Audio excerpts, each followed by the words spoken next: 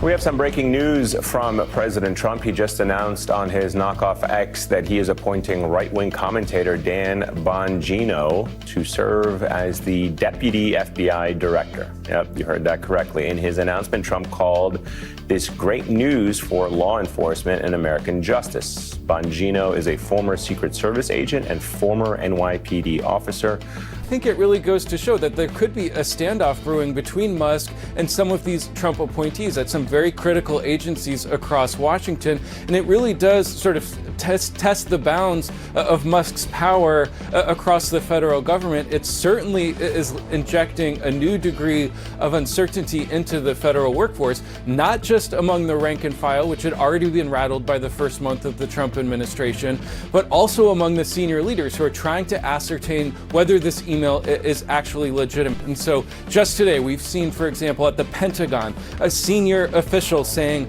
that the Department of Defense is responsible for reviewing the performance of its personnel, and it will conduct a performance review going forward. You've also seen Kash Patel over at the FBI say, please pause on any responses. When and if further information is required, we will coordinate the responses. At the State Department, a senior undersecretary is telling the staff there that no employee is obligated to report their activities outside their department chain of command. So you already see this uncertainty brewing. I think what is unclear and what no official seems to be clear about at all is whether Musk's directive in his tweet that any employee who doesn't respond will be terminated is actually actionable. I want to start with what Elon Musk did on Saturday, which is order all federal employees to list their accomplishments or basically be fired.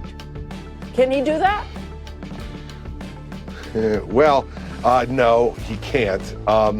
Let's look at it a few ways, Martha. First, from a legal perspective, you have a situation where it is a complete overstep for him to be asking people, what did you do in the last week? And then use that as a basis to evaluate whether someone should be retained or fired. As with everybody's employment, things vary from week to week. And I think that if that went to court with an employee who was fired, if Mr. Musk and his minions didn't find what they did in the last week acceptable, there would be very little, if any, legal basis for them to be able to prevail, meaning the government. But secondly, as a former governor, too, from a management perspective, you can see what a clown car this is right now. Because you've got, for instance, FBI Director Kash Patel appropriately emailing his people in response saying, don't answer it. Don't answer the questionnaire.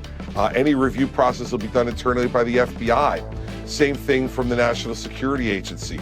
Same thing from the acting U.S. attorney in the District of Columbia. So, you have people, doing this, pointing in each direction. You do this, you do that. It shows that, again, this type of idea of Musk coming in there with the chainsaw that he was famously brandishing at a political event in Washington, D.C. this week, it's a lot more complicated than that. Running government's a lot more complicated than that. And hopefully they get their act together at some point. But Chris, the Trump administration has had some wins in these legal battles. In fact, a federal judge agreed that they can now put thousands of USAID employees on leave. So any surprise there? And take a look at all the wins they have had.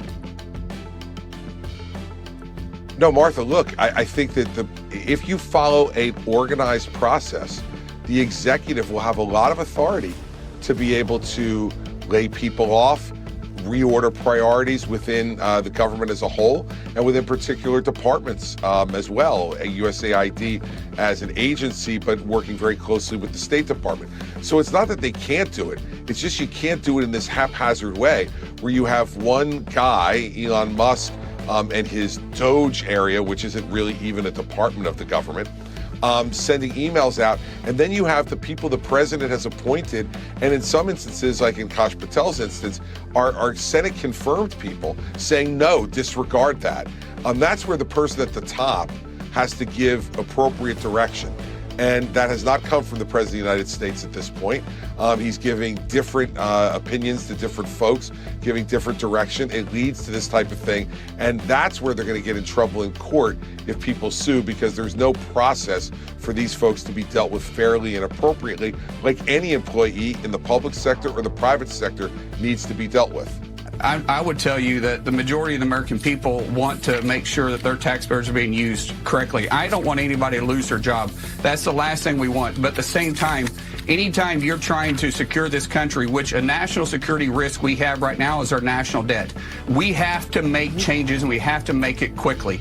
Unfortunately, when we have bureaucrats and politicians that have wastefully spent the American taxpayer dollars, and we don't have to look any farther than USAID to see the wasteful billions of dollars that were spent, cuts had to take place. And every business owner understands this. Every business owner understands that you have to get your house in order before you can advance. That's exactly what DOGE is doing. Think about this. Every successful business owner out there and every successful business has hired consultants to come in and take an unbiased look and make changes, because sometimes when you're so close to it, you can't see what the real changes need to take place. Elon Musk is the United States consultant right now. He is literally the best entrepreneur we've had in our lifetime, and he's doing it for free, and he's taking an unbiased look, saying these programs make no sense. Let's save the taxpayer dollars and get our house in order. Should these federal workers be hopeful that at some point Congress will step in?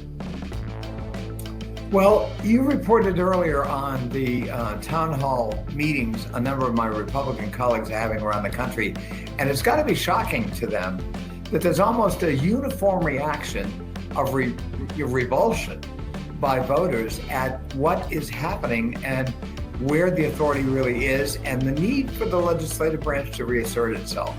I hope that has a salutary effect on the Republicans, because they have essentially abrogated their responsibilities as members of Congress who take an oath to uphold the Constitution, and essentially outsourced their legislative responsibilities to an unelected billionaire who has never worked for government.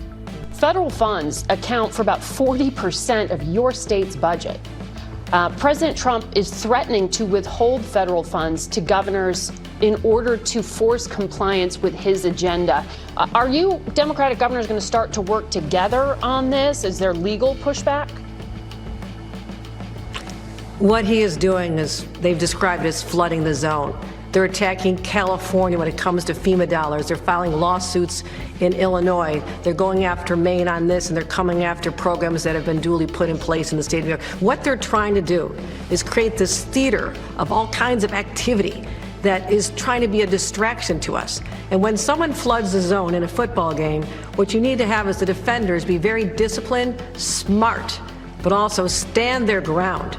And that's exactly what New York governors, the governor of New York will do in cooperation with our governors. We're not going to sit idly by and let our rights be attacked. We'll work with you when there's common ground, no doubt about it. Let's build great projects and infrastructure. There's areas where we're going to work with you on immigration and getting the violent criminals off our streets. We do not dispute that. But don't think that you can just come in and bully us around and not expect a reaction from governors. One story, too, that's making waves, and I want to get to this, Joe, because it's something that you said that this is probably going to blow up, this story, and not a lot of people are covering it. This has to do with the prisons here in New York. Yeah, right now, quietly as it is kept, because mainstream media does not want to talk about it, every single prison in the state of New York has correction officers out on strike. The conditions are not safe. We have seen a 110% increase in assaults against correction officers since the HALT Act was put in place back in 2021 that prohibits them mostly from putting people in solitary confinement. We've seen it even worse with inmate-on-inmate assault. And so they have walked out of the jails saying enough is enough. Kathy Hochul must listen, and she has met their demands with threats of further reductions in staffing. Right now, they've had 70% staffing. They're trying to make 70 the new 100, a 30% deficit in staffing.